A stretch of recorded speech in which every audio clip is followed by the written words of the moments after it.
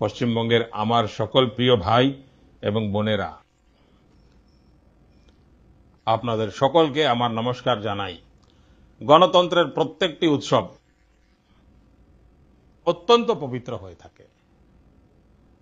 আমারও বাংলার এই উৎসবে অংশ নেওয়ার সুযোগ হয়েছে। বিগত কিছুদিন ধরে আমাকে আপনাদের সকলের সামনে বেঙ্গলের উন্নয়নের বিষয়ে, বাংলার উজ্জ্বল ভবিষ্যৎ নিয়ে, বাংলার যুব প্রজন্মের উজ্জ্বল ভবিষ্যৎ নিয়ে বিজেপির যে রোডম্যাপটি রয়েছে, সেই রোডম্যাপকে রেখাঙ্কিত করার, আপনাদের সকলের সামনে উপস্থাপন করার সুযোগ পেয়েছি। আজ সন্ধ্যা 5টার সময় নির্বাচনী প্রচার শেষ হতে চলেছে। এই নির্বাচনের আমার শেষ র্যালিটিও এইমাত্র শেষ হয়ে গেছে।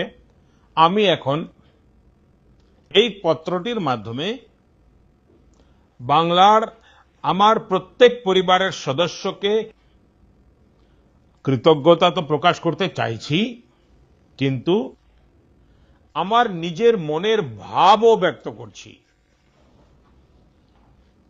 বন্ধুগণ, এই নির্বাচনী প্রক্রিয়ার সময় আমি বাংলায় এক অন্য ধরনের শক্তির অনুভূতি লাভ করেছি। এতটা গরম থাকা সত্ত্বেও, এতগুলি র্যালি করার পরেও আমার বাংলার এই নির্বাচনী প্রচার অভিযানে বিন্দুমাত্র ক্লান্তি অনুভব করিনি। এই সমস্ত র্যালি, এই সমস্ত রোড শো আমি অনুভব করতাম যেন আমার এক তীর্থযাত্রা হচ্ছে। আমি যখন মা কালীর ভক্তদের মধ্যে যেতাম, তখন সম্ভবত মা কালী নিজেও আমাকে ক্রমাগত নতুন শক্তিতে পরিপূর্ণ করে দিচ্ছিলেন। যখন জানুয়ারি 2024-এ অযোধ্যায় রামলালার প্রাণ প্রতিষ্ঠার আয়োজন করা হয়েছিল, তার আগে আমি অত্যন্ত শ্রদ্ধার সঙ্গে 11 দিন ধরে একটি অনুষ্ঠান করেছিলাম, ব্রত পালন করেছিলাম। আমার এমনটা অনুভব হয় যে সেই সময় প্রভু শ্রী রামচন্দ্র আমাকে অসীম শক্তিতে ভরিয়ে দিয়েছিলেন। এই নির্বাচনেও আমার সেই একই অনুভূতি হয়েছে, যেমনটা কোনো দেবী দেবতার মন্দিরে দর্শনের সময় হয়ে থাকে। ঈশ্বররূপী জনগণ জনার্দনের দর্শন পেয়ে আমার মধ্যে এক নতুন শক্তির সঞ্চার হয়েছে। বন্ধুগণ, বাংলার সমস্ত র্যালিতে এবং রোড শোতে আমি এত বেশি আন্তরিকতায় ভরা বার্তা আর ছবি পেয়েছি যে আমি সেগুলোকে কোনো দিনও ভুলতে পারবো না। র্যালি এবং রোড শো শেষ হওয়ার পর যখনই প্রথম সুযোগ পাই, আমি রাত্রে খুব নিশ্চিন্ত মনে সেই ছবিগুলোকে দেখি। আপনার ভালোবাসায় ভরা বার্তাগুলো, আপনার পাঠানো চিঠিগুলো পড়ি আর নিজের উত্তরও লিখিয়ে নিই। সে যুবক যুবতীরাই হোক, বোনেরা হোক বা মেয়েরা হোক, গুরুজনেরা হোক, প্রত্যেক বয়স গোষ্ঠীর বন্ধুগণ, আপনাদের মধ্যে স্নেহের যে ভাবটি প্রকাশ পায়,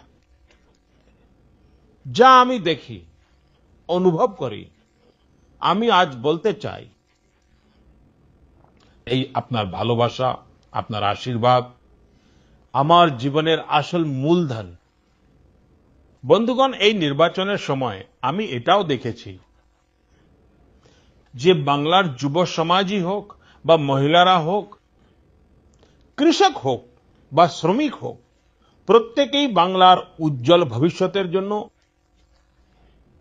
এক উন্নত বা বিকশিত বাংলার জন্য কতটা অধীর, কতটা আতুর। বাংলার যুব সমাজ এখন ভবিষ্যতের দিকে এগিয়ে যাওয়ার জন্য একটি উন্মুক্ত প্রাঙ্গণ চায়। আমাদের বেঙ্গলের কন্যারা তারা মুক্ত আকাশ চায় এবং তারা সুরক্ষা চায়। বাংলার প্রত্যেকটি নাগরিক, প্রত্যেকটি পরিবার একটি মাত্র সংকল্পের সাথে এগিয়ে চলেছে। আর সেই সংকল্পটি হলো এখন পরিবর্তন করেই ছাড়তে হবে। এই পরিবর্তন এখন বাংলার জনসাধারণের সংকল্প হয়ে উঠেছে। সাধারণ মানুষ এটাই বলছে। অনেক ভয় দেখিয়েছেন, অনেক হয়েছে। এখন আর ভয় নয়, এখন ভরসা চাই। এখন ভারতীয় জনতা পার্টিকে চাই বন্ধুগণ। বেঙ্গলের সেবা করা, বাংলাকে সুরক্ষিত রাখা, এটা আমার পরম দায়িত্ব। বাংলার সামনে উপস্থিত হওয়া প্রত্যেকটি কঠিন পরিস্থিতিকে সুযোগে পরিণত করা, এটা আমার ভাগ্যের মধ্যেও আছে এবং এটা আমার দায়িত্বও বটে। আমি আমার এই গুরু দায়িত্ব থেকে কখনোই পিছু হটব না।